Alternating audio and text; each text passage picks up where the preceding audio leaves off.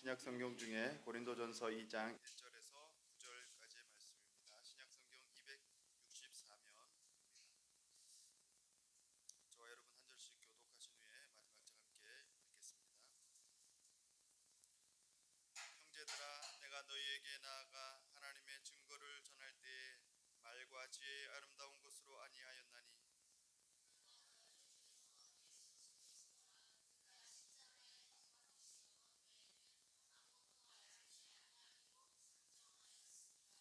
내가 너희 가운데 구할 때에 약하고 두려워하고 심히 떨었노라.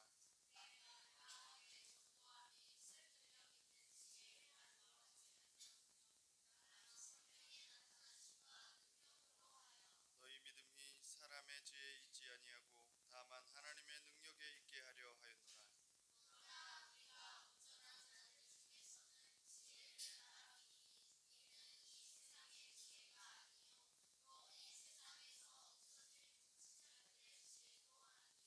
오직 은밀한 가운데 있는 하나님의 지혜를 말하는 것으로서 곧 감추어졌던 것인데 하나님이 우리의 영광을 위하여 만세전에 미리 정하신 것이라.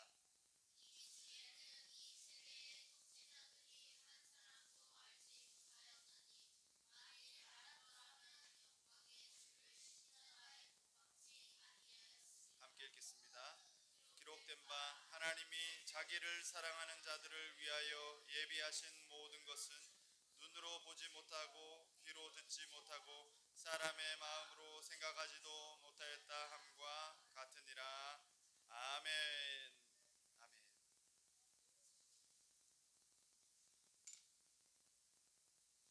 할렐루야. 아멘. 아멘. 우리 계속해서 5주 전부터 교회 사명에 대해서 나누고 있습니다. 오늘은 마지막 부분인데요. 우리 다 기억나시나요? 예배, 교제, 교육, 봉사, 선교. 예배가 무엇이었나요? 예배. 하나님의 구원을 경험한 사람들, 하나님의 구원을 경험한 사람들이 기쁨으로 하나님께 예배하는 삶. 우리의 이런 공적인 예배뿐만이 아니라 우리의 삶 자체가 그런 예배가 되어야 하는 것이죠. 뿐만 아니라 그런 사람들이 교회 안에서 서로 예수님을 중심으로 서로 만나고 하나 되고 연결되고 하나님의 은혜를 나누는 것을 교제라고 합니다.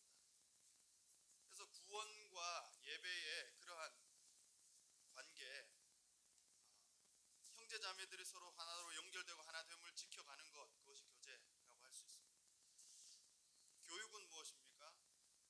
그런 한 사람 한 사람이 하나의 공동체가 예수님을 닮아가며 그렇게 성장하며 성숙해져가며 성령님 안에서 성령님께서 그렇게 가르쳐 주시는 것을 따라 진리를 향해 나아가는 것, 그게 교육이죠. 지난주에 마지막으로 봉사였는데요. 무엇입니까? 먼저 된 자 한 사람 한 사람이 그 가진 은사와 능력대로 형제와 이웃을 향해 구제와 섬김으로 자신을 헌신하고 헌물하고 헌금하고 자기를 드리는 것, 그것이 봉사라고 할 수 있습니다. 오늘 마지막인데요. 이 선교는 헬라어로 케리그마라고 되어 있습니다. 이것은 이 예배부터 이 봉사까지 이 관계와 절대 떨어질 수 없어요. 이 5가지의 이 기본적인 교회를 구성하는 본질적인 요소들은 서로 연결되어 있습니다. 그래서 예배와 교육과 선교 또는 선교의 열매인 새로운 성도, 새로운 가족이 함께 양육받고 예배드리는 것, 그것은 연결될 수밖에 없어요. 그래서 교회 안으로부터 교회 바깥으로 나아가 우리의 지역을 넘어서서 복음이신 예수님을 증거하고 전하는 삶, 그것이 선교라고 할 수 있어요. 전도라고 할 수 있습니다. 여러분, 그러므로 이 공적인 예배, 우리의 이 공적인 예배는요, 하나님의 부름을 받은 사람들이 모여서 시간입니다. 다시 보냄을 받는 거예요. 이 시간을 통해서 부르심 받고 보내심 받았다는 것을 다시 확인하는 거예요. 그런 시간이 바로 이 예배의 시간입니다. 그래서 이 예배의 시간과 선교의 전도의 삶은 결코 뗄 수가 없어요. 부르심 받은 그 사람이 또한 보내심 받는 거기 때문에 예배와 선교는 연관되어져 있습니다.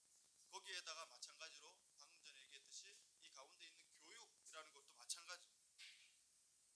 세상에 있던 사람들이 하나님의 사람으로 더 세워지고 양육되어지고 성장해서 세상으로 다시금 나아가서 하나님의 말씀을 가르칠 수 있는, 또 우리의 다음 세대에게 그것을 가르칠 수 있는 것이 바로 교육이에요. 그래서 예배와 교육과 선교, 이것은 긴밀하게 돌아가는 것입니다. 하나가 되어서.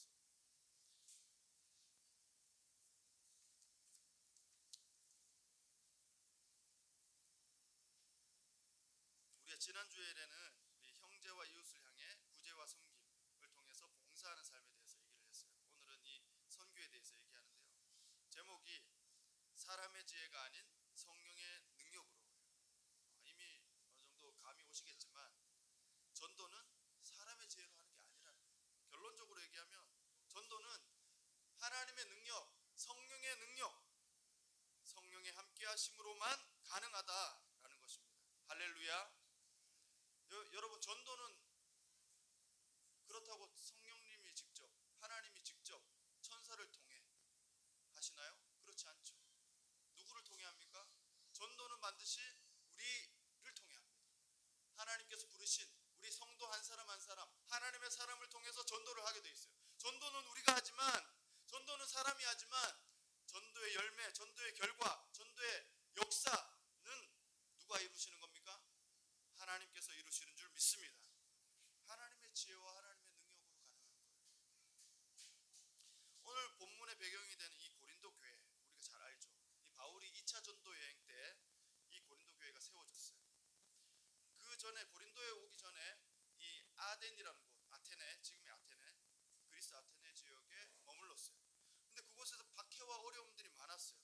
우리가 잘 아는 대로 그곳은 철학자들과 우상을 섬기는 사람들이 너무나도 많았기 때문에 이 아테네에서 사역할 때 어떻게 보면은 논쟁은 많이 했지만 큰 열매를 맺지 못했다는 것을 우리가 사도행전을 보면 알 수 있어요. 그런데 이 고린도는 좀 달랐어요. 하나님께서 이 아테네에서부터 쫓겨오다시피 해서 고린도에 지금 오게 됐는데, 이 바울이 어떻게 보면 마음적으로, 몸적으로 지쳐있는 그런 상태였어요. 주님께서 이 고린도에 왔을 때 이 바울을 격려합니다. 주님께서 이 환상 중에 바울에게 이런 말씀하세요. 이 성 중에 내 백성이 많음이라. 이 고린도에서 하나님께서 특별히 나타나셔서 이 바울에게 이 성 중에 내 백성이 많다, 격려를 하세요. 힘을 주세요.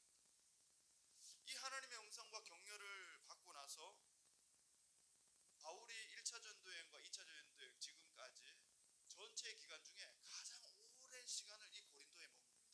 1년 6개월을 머물러요. 그래서 거기서 교회를 개척하게 되는데, 그게 이 교회는 고린도 교회죠. 1년 6개월, 어떻게 보면 지금까지 중에 가장 오랜 시간, 뒤에 이제 에베소에서 3년 반 정도를 머무는 그 시간을 빼고는 가장 오랜 기간이에요. 그런 게 고린도 교회였어요. 너무나도 그 자신에게도 애착이 많은 그런 교회가 바로 고린도 교회였어요. 그리고 우리가 잘 아는 대로 이 고린도 교회는 로마에서부터 주방되어 왔던 브리스가와 아굴라라는 부부가 이 텐트 메이커, 천막을 만드는 그 생업이 같았기 때문에 그 일 때문에 같이 만나서 교회를 함께 동력해서 개척하게 되었어요. 그런 교회가 바로 이 고린도 교회입니다. 그뿐만이 아니에요. 여러분, 2차 전도 여행을 시작할 때 처음에 누가 합류했는지 아시죠? 바울과 바나바가 심히 다투고 헤어지면서 바울은 실라를 택했어요. 실라라는 동역자와 함께 했고, 또 디모데를 함께 데리고 동역자로 왔습니다. 그래서 지금 이 바울 주변에 동역자들이 많아요. 그들과 함께 팀을 이루어서 사역을 하면서 교회를 세운 곳이 어디냐? 이 바로 이 고린도 교회. 이 고린도 교회는 그래서 바울에게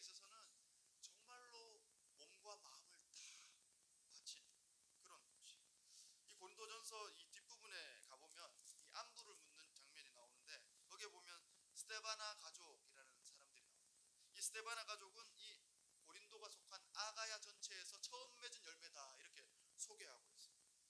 그뿐만이 아니라 브드나도, 아가이고, 그리고 디도 이런 사람들이 함께 하고 있다 이렇게 설명하고 있습니다. 여러분이 당시 고린도는요, 우리가 잘 아는 대로 아가야 지방의 수도였어요.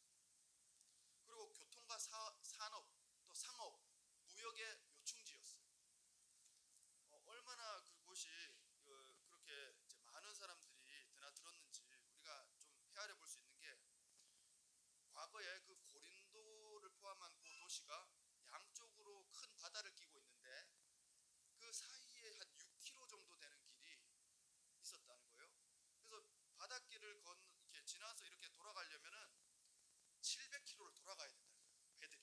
근데 그 사이에 요 땅이 6km 정도밖에 안 되는 땅이 있어서 이 배를 밀어서, 무역선들을 밀어서, 작은 배들을 밀어서 이 6km를 통과해서 지나왔다는 거예요. 그러면 이 마게도냐와 그 다음에 이 어디죠? 에베소가 있는 이 소아시아 지역까지 이렇게 배들이 오는데 너무나도 쉽게 왔다는 거예요. 그래서 이 고린도 지역을 다 지나가는 거예요. 그래서 지금 이 고린도 지역에는 운하가 생겼어요. 여러분 아시겠지만 1800년대 후반에 운하가 생겼어요. 그 6km를 팠습니다. 사람의 힘으로 파서 배들이 그냥 바닷길을 향해 지나갈 수 있는 운하가 생겼어요. 그만큼 이 지역은 교통적으로도 보고 또 전략적으로도 굉장히 중심적인 그런 지역이었어요. 매우 요긴한 그런 지역이었어요. 그래서 사람들이, 무역선들이, 상업을 하는 배들이 이 고린도 지역을 그렇게 머물 수밖에 없었다는 거예요. 지금 이 고린도 전서를 쓰고 있는 바울은 언제 있냐? 3차 전도 여행 때 에베소에 머물고 있을 때예요. 그때 이 고린도 지역에서부터 소식이 들려와요. 어떤 소식입니까? 이 고린도 교회가 매우 어렵다는 거예요. 문제들이 많다는 거예요. 그래서 에베소에 머물고 있을 때, 에베소에서 3년 반간 머물고 있을 그때 이 고린도 교회 소식들이 들려왔을 때 너무나도 이 바울의 마음이 아팠을 거예요. 파당과 분열이 일어나죠. 성적인 타락과 간음이 일어나죠. 우상 숭배, 재물에 대해서, 그 재물의 문제에 대해서 어떻게 방법을 찾지 못하고 있고, 또 무질서한 은사 때문에 교회가 문란해져가고, 또 세상의 법정 가운데 소송을 하는 그런 분쟁들이 교회 안에 가득했어요. 그런 문제들 때문에 바울은 이 고린도 전서와 후서를 쓰게 되었어요. 그러한 문제에 대한 해결책, 그리고 목회적인 제안을 하고 있어요. 그런데 오늘 본문에 보면 그 가운데에서, 그게 전체 이제 고린도 전서의 내용인데, 그 가운데 특별히 오늘 이 2장에 전도와 선교에 대해서 바울의 어떤 마음, 하나님 앞에 우리가 어떤 자세와 마음을 가져야 되는지에 대해서 기록하고 있어요. 여러분, 전도와 선교는 누가 하는 것입니까? 아까 얘기했듯이 하나님이 직접 하시지 않으세요. 하나님이 하시지만 하나님이 누구를 통해 하십니까? 저와 여러분을 통해 하세요. 교회를 통해 하세요. 성도를 통해 하세요. 전도자를 통해 하세요. 선교사를 통해 일하세요. 오늘 본문 2장 1절에서 5절 말씀을 보면 근데 이렇게 기록되어져 있어요. 자, 같이 한번 길지만 읽도록 하겠습니다. 시작. 형제들아, 내가 너희에게 나아가 하나님의 증거를 전할 때에 말과 지혜의 아름다운 것으로 아니하였나니 내가 너희 중에서 예수 그리스도와 그가 십자가에 못 박히신 것 외에는 아무것도 알지 아니하기로 작정하였습니다. 내가 너희 가운데 거할 때에 약하고 두려워하고 심히 떨었노라. 내 말과 내 전도함이 설득력 있는 지혜의 말로 하지 아니하고 다만 성령의 나타나심과 능력으로 하여 너희 믿음이 사람의 지혜에 있지 아니하고 다만 하나님의 능력에 있게 하려 하였노라. 할렐루야. 아멘. 지금 반추하고 있어요. 다시 되새기고 있어요. 내가 너희에게 복음을 전할 때, 내가 너희에게 예수 그리스도의 그 십자가와 부활의 그 하나님의 그 역사들을 전할 때에 나의 설득력 있는 지혜로운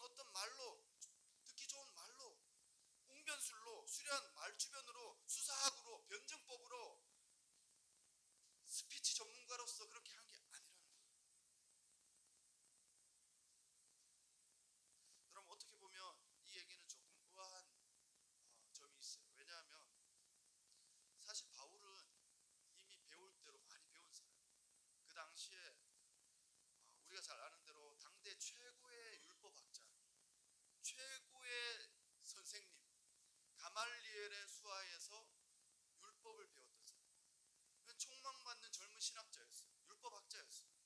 바리새인 중에 바리새인이었어요.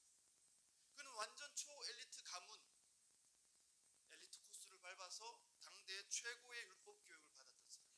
근데 그런 사람이 내가 지혜로운 말로 하지 않았다 이렇게 표현하는 게 어떻게 보면 좀 맞지 않는 것 같아요. 그런데 그가 이렇게 표현한 이유가 있습니다. 여러분, 이 바울이 어떻게 회심을 했나요? 바울이 어떻게 예수님을 받아들였나요? 바울이 어떻게 진리이신 하나님을 만났나요? 그 똑똑한 지혜 때문에, 그 똑똑한 배움과 지식 때문에 예수님을 만났나요? 전혀 그렇지 않습니다. 자신이 어떻게 예수 그리스도를 알게 됐는지, 사람의 지혜, 설득력 있는 말로 변화되지 않았다는 걸 자신은 알고 있어요. 여러분, 사도행전을 보면 몇 사람의 설교가 나오거든요. 스데반, 베드로, 바울 이런 사람들의 설교가 나와요. 거기에 보면요, 이 바울의 설교와 스데반과 베드로의 설교가 신학적으로 너무 수준이 차이가 나는구나 이런 생각이 들까요? 아니면 이 스데반과 베드로도 학식은 좀 부족했던 사람인 것 같은데 바울 이상으로 하나님에 대해서 또 예수 그리스도에 대해서 하나님의 역사와 성경에 대해서 너무나도 잘 아는 사람들이구나 라는 생각이 들까요? 후자예요, 후자. 스데반과 베드로의 설교를 봐도요, 이 바울의 설교에 못지않아요. 하나님의 역사를 다 꿰고 있어요. 성경을 다 꿰고 있어요. 전혀 뒤지지 않습니다. 여러분, 바울이 사울이었을 때 그는 스데반의 순교에 동참했던 사람이에요. 스데반을 돌로 쳐 죽이는데 동의하고 그것을 주도했던 사람 중에 하나예요. 그리고 그는 교회를 박해했던 사람이에요. 교회를 완전히 남아있는 교회마저 다 멸망시켜야 되겠다 해서 교회를 샅샅이 뒤져서 교회를 핍박할 뿐만 아니라 교회를 없애려고 했던 사람이에요. 그는요, 세상적으로 보면 지혜가 충만한 사람이었어요. 학식이 충만한 사람이었어요. 매우 의롭고 매우 똑똑하고 매우 화려한 이력을 가진 사람이었어요. 근데 그는 사람을 죽이는 데 동참했던 사람이에요. 하나님의 교회를 심각하게 박해하는 사람이었어요. 그리고 그는 그것을 위해서 다메섹까지 갔던 사람이에요. 제사장들의 공문을 받아서 다메섹까지 갔던 사람이에요. 그런 열심이 있었던 사람이에요. 근데 어떻게 됩니까? 그 다메섹으로 가는 그 도중에 어떤 일이 있었길래 그는 다메섹으로 가서 교회를 멸망시켜야 될 사람이었는데 희한하게 다메섹으로 가서 복음을 전하는, 예수의 부활을, 예수는 하나님의 아들이요, 예수는 하나님의 그리스도요, 그렇게 전하는 사람이 되었을까요? 무엇입니까? 그가 어느 날 갑자기 미쳐서 그렇게 됐을까요? 너무 많은 배움 때문에 정신이 좀 돌아서 그렇게 됐을까요? 그게 아니에요.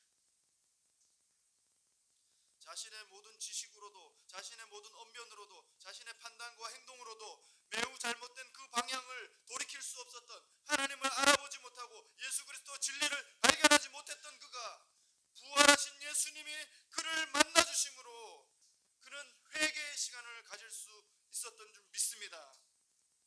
그는요, 3일간 식음을 전폐해요. 보지도 먹지도 마시지도 않습니다. 3일간 자기에게 일어난 그 일이 무엇인가 도저히 인간의 생각으로는 헤아릴 수 없어서 먹지도 마시지도 않고 회개하는 시간을 가집니다. 여러분, 그가 그렇게 된 것은 누가 그를 설득해서, 그가 보기 좋은, 듣기 좋은 말로 전도를 했기 때문에 그런 것일까요? 그렇지 않다는 거예요. 그는 확실히 알고 있는 거예요. 사람의 말과 사람의 지혜로 예수 그리스도에 대해서 설득력 있게 전한다는 것, 그것은 우리가 보기에는 좋아 보이지만 그게 전부가 아니라는 거예요. 본질이 있다는 거예요. 이 전도하고 복음을 전하고 선교하는 일에는 본질이 있다는 거예요. 무엇입니까? 하나님의 지혜, 하나님의 성령의 역사가 아니고는 도저히 일어나지 않는 일이라는 것입니다. 할렐루야. 사람의 뜻으로 사람의 계획으로 자신의 노력으로 무언가를 얻고 이룰 수 있는 것은 아니라 그것은 전형적인 율법적인 사고예요. 사도 바울은요, 예수님을 그렇게 부활하신 예수님을 만나고 나서 아나니아라는 사람에게 세례를 받습니다. 그리고 눈이 띄어져요. 눈이 떠져요.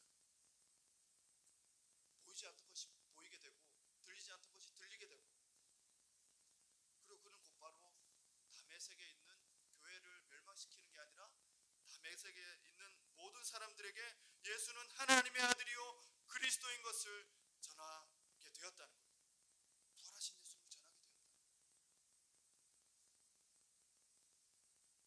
그가 사람에게 설득되어서 그렇게 된 게 아니라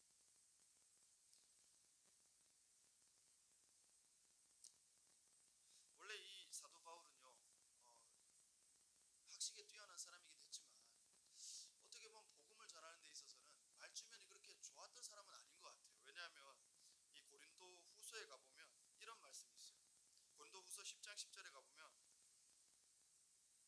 그들의 말이 그의 편지들은 무게가 있고 힘이 있으나, 이 바울의 편지는 글은 매우 무게가 있고 힘이 있으나 그가 몸으로 대할 때는 약하고 그 말도 시원하지 않다. 직접 대면해서 이렇게 바울과 대화하고 얘기를 듣다 보면은 뭔가 말주변은 그렇게 시원하게 아볼로처럼 또는 누군가 다른 사람처럼 그렇지 않았던 것 같아요. 바울은요, 자신의 그 극적인 변화, 그것이 사람의 언변이나 지혜로운 말로 설득된 것이 아니라는 것을 확실하게 인정합니다. 부활하신 예수님께서 또 성령께서 그의 가리워진 눈을 뜨게 하시고 새로운 사명과 은혜를 깨닫게 하실 때 그는 전혀 다른 사람이 될 수 있었습니다. 성령께서 하실 때에만, 사람이 아닌 성령께서 하실 때에만 우리는 복음을 전할 수 있는 사람이 되는 줄 믿습니다. 우리는 인생이 변화되는 사람이 되는 줄 믿습니다. 그전엔 보이지 않았던 것이 보이고 들리지 않았던 것이 들을 수 있는 하나님의 종이 되는 줄 믿습니다.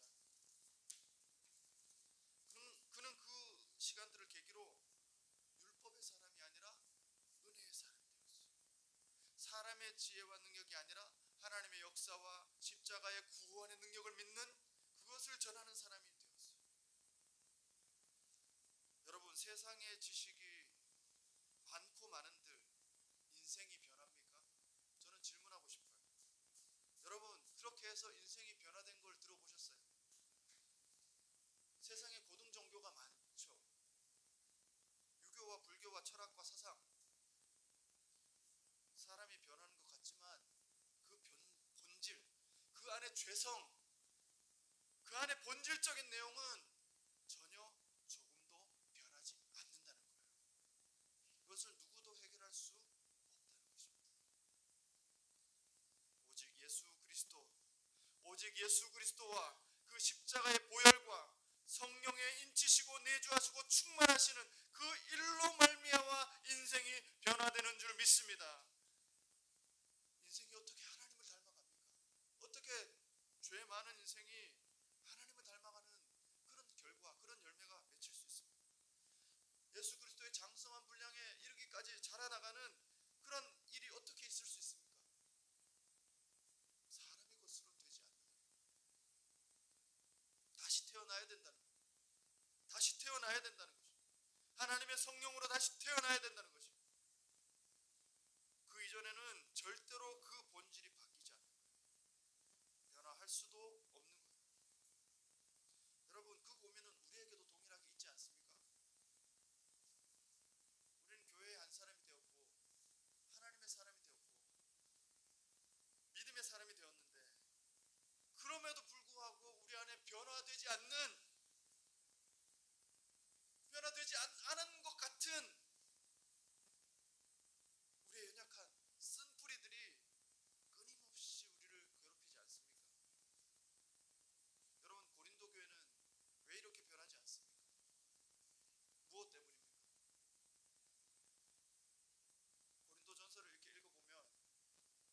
사람의 세 가지 형태가 있다는 거죠. 육적인 사람이 있고 영적인 사람이 있는데 그 가운데 영적인 모양은 취하나 실제로 삶은 육적인 사람, 그것을 육신에 속한 자라 이렇게 표현해요.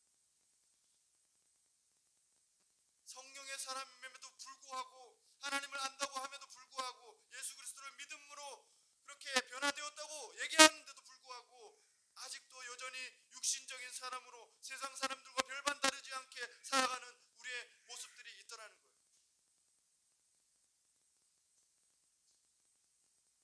어떻게 변화될 수 있는가?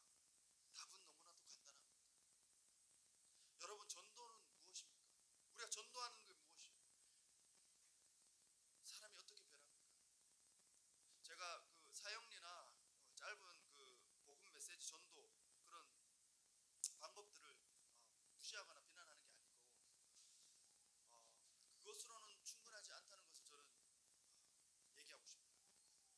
우리가 복음의 핵심을 잘 전하고 있어요. 사형리 같은 전도법을 통해서 그렇게 좋습니다. 그것이 참 잘하는 것이고 그걸로도 참 좋아요. 그러나 그것이 전도의 전부이냐? 그것으로 전도의 할 일을 다 했느냐? 그렇게 얘기한다면 그렇지 않다고 생각해요. 그런 메시지를 전하는 것은 시작에 불과하다. 전도가 끝났다고 생각하면 실수이다. 여러분, 전도의 결과, 그 열매는 회심입니다. 그리고 성장이에요. 회심한 사람은 반드시 성장하게 되어 있습니다. 회심이 언제 그 영혼 가운데 이루어지느냐? 그것은 꼭 그때가 아닐 수 있어요. 이미 그 전에 일어났을 수도 있어요. 아니면 그 이유가 될 수도 있는 거예요. 그것은 우리의 영역이 아닙니다. 내가 그 사람을 회심시킬 수 있다라고 장담하는 사람이 있다면 굉장히 오만한 것입니다. 이미 그 인생 가운데 오래전부터 그 인생을 바라보시며 만세 전부터 예비하시고 계획하시는 하나님의 은혜로 말미암아서 택하시고 부르신 하나님의 은혜로 말미암아서 그 회심의 과정들이 이미 오래전부터 이루어져 있을 수도 있어요. 그리고 어쩌면 그 복음을 전하는 그 시간 이후에 언젠가 진심의 진정한 회심이 일어날 수도 있는 것입니다. 근데 회심의 결과, 회심의 열매가 무엇인지 아십니까? 진짜 회심한 사람은 절대로 변하지 않는다는 거예요. 절대로 변할 수 없다는 거예요. 무엇이 변하지 않는다는 것입니까? 그 사람이 실수를 하지 않고 다시 죄를 범하지 않는다는 그런 말이 아니에요. 회심 이전의 상태로 돌아갈 수 없다는 거예요. 여전히 실수하고 죄를 범하는 그 사람일 수 있지만 그럼에도 불구하고 결정적으로 그 사람 마음 중심에, 가장 본질적인 그 중심에 하나님이 거하실 때, 성령 하나님이 함께 하실 때 어떤 결과가 벌어집니까? 그는 하나님을 사랑하는 사람이 돼요.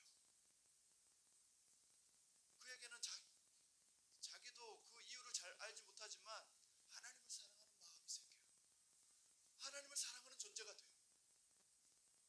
예수 그리스도를 사랑하고 그 영혼 가운데 가장 중심에 심겨지고 자라나고 열매 맺는 그 흔적과 같은, 예수님의 흔적과 같은 그 사랑의 흔적이 남게 되는 거예요.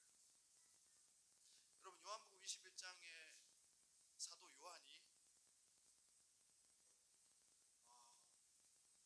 그렇게 고백하잖아요.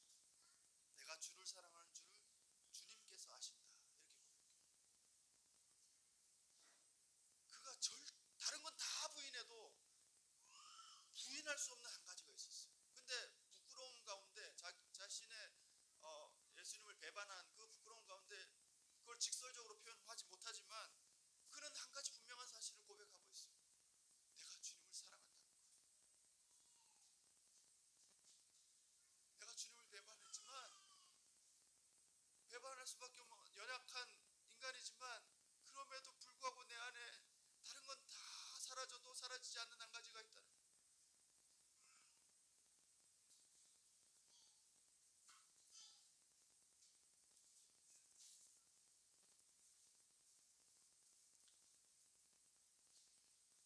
그 흔적을 다시 지울 수 없다라는 거예요. 절대로 지워지지 않더라는 거예요.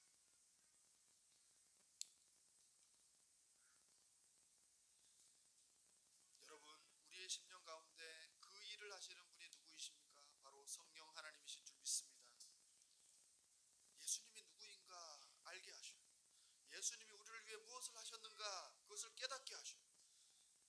그래서 우리를 항상 진리 가운데서 인도하세요. 하나님께서 예수님께서 이루어 놓으신 그 구원의 역사가 우리 가운데 이루어질 수 있도록 적용될 수 있도록 그 효과를 누릴 수 있도록 그것이 효력 있게 하시도록 우리를 이끌어 가시는 거예요. 할렐루야.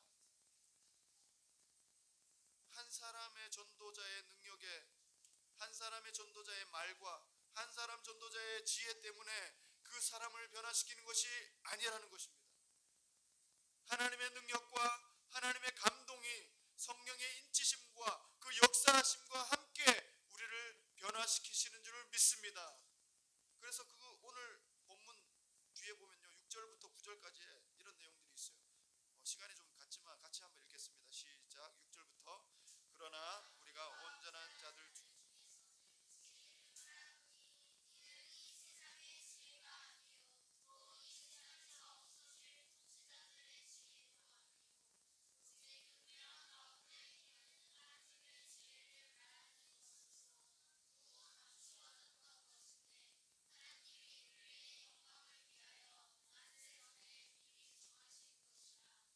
이제는 세대의 통치자들이 한 사람도 알지 못하였나니 만일 알았더라면 영광의 주를 십자가에 못 박지 아니하였으리라.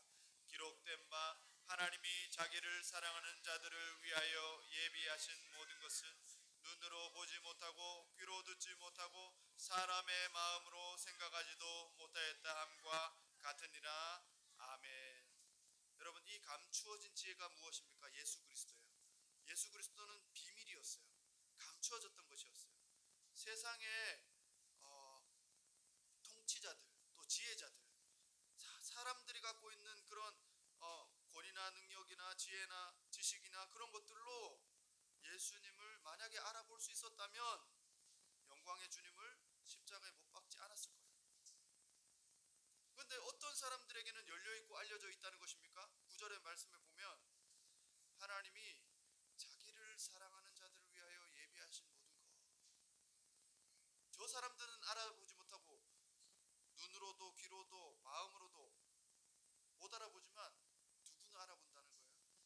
하나님이 자기를 사랑하는 자들을 위해 예비하신 그 사람들, 하나님을 사랑하는 그 마음을 허락하신 사람들, 그들에게는 절대로 감추어져 있는 것이 아니라는 거예요.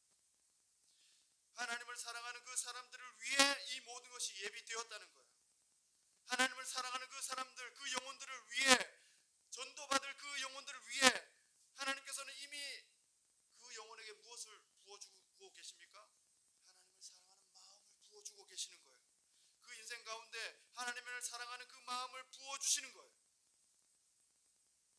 로마서 8장 28절에 가보면 하나님을 사랑하는 자라는 게 어떤 것인지 우리에게 말씀해 줍니다. 로마서 8장 28절에 같이 한번 읽겠습니다. 시작. 우리가 알거니와 하나님을 사랑하는 자 곧 그 뜻대로 부르심을 입은 자들에게는 모든 것이 합력하여 선을 이루느니라. 아멘. 하나님을 사랑하는 자는 그냥 사랑하는 게 아니에요. 그는 어떤 사람인가? 하나님의 뜻대로 부르심을 입은 자들이 하나님을 사랑할 수 있다는 것입니다. 하나님을 사랑하는 자가 되는 거예요. 반대로 말하면 하나님의 뜻대로 부르심을 입은 자가 아니면 하나님을 사랑할 수가 없는 거예요.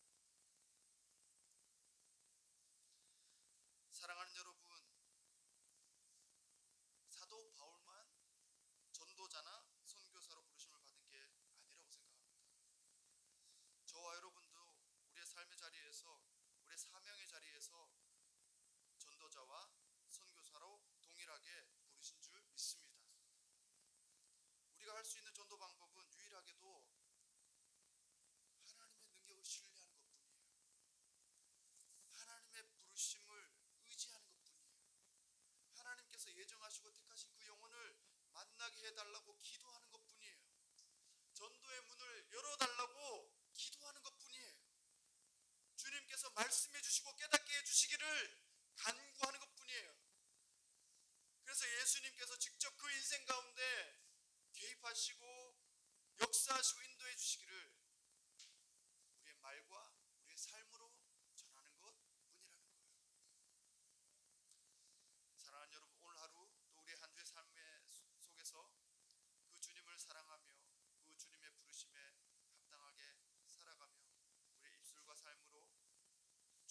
십자가와 부활을 그 사랑을 전할 수 있기를 원합니다.